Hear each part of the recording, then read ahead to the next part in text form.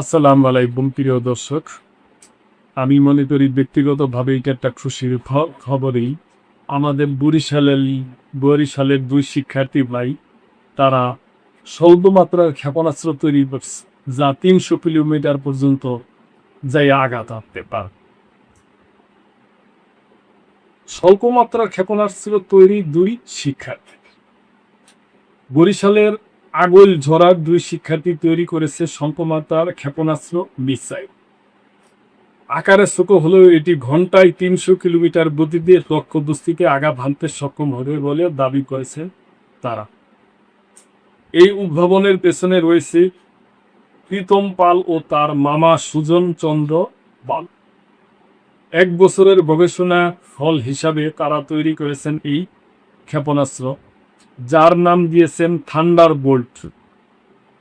নামও সুন্দর। প্রীতম করেছেন ড্যাফোডিল ইন্টারন্যাশনাল ইউনিভার্সিটির কম্পিউটার সায়েন্স বিভাগ এবং সুজন পাল বরিশাল বিশ্ববিদ্যালয়ের পদার্থ বিজ্ঞানের শিক্ষার্থী। প্রীতম জানান তাদের প্রযুক্তিগত যাত্রা শুরু ২০২০ সালে। প্রথম দিকে তারা একটি রোবোটিক আর্ম তৈরি করে, যা হাতহীন মানুষের সহায়তার জন্য ডিজাইন তৈরি করা হয়েছে। সেখান থেকেই ধীরে ধীরে বিভিন্ন উদ্ভাবনী প্রকল্পে কাজ করার আগ্রহ তৈরি হয় তাদের। পরবর্তীতে বৈশ্বিক প্রেক্ষাপটে সংঘাত ও যুদ্ধ দেখে দেশের প্রতিরক্ষা প্রযুক্তি নিয়ে কাজ করার চিন্তা আসে মাথায়। খুবই ভালো কথা।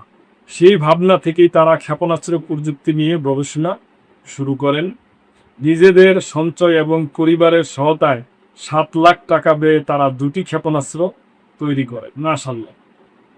বর্তমানে তাদের উদ্ভাবনী এই মারণাস্ত্র ৫ কিলোমিটার দূরত্বের মধ্যে নির্ভুলভাবে লক্ষ্যবস্তুতে আঘাত আনতে সক্ষম বলে দাবি করেছেন তারা। তবে এই উদ্ভাবনকে আরও এগিয়ে নিতে সরকারি সহায়তা প্রয়োজন বলে মনে করছেন এই দুই শিক্ষার্থী।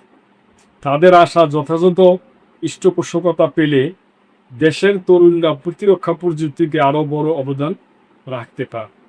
সুজন পাল বলেন, আমাদের নিজের কিছু না থাকায় অনেক সময় মানুষ বিষয়টিকে হালকাভাবে নেয়, কিন্তু আমরা চেষ্টা করে যাচ্ছি কিছু একটা করে দেখা। খুবই সুন্দর কথা।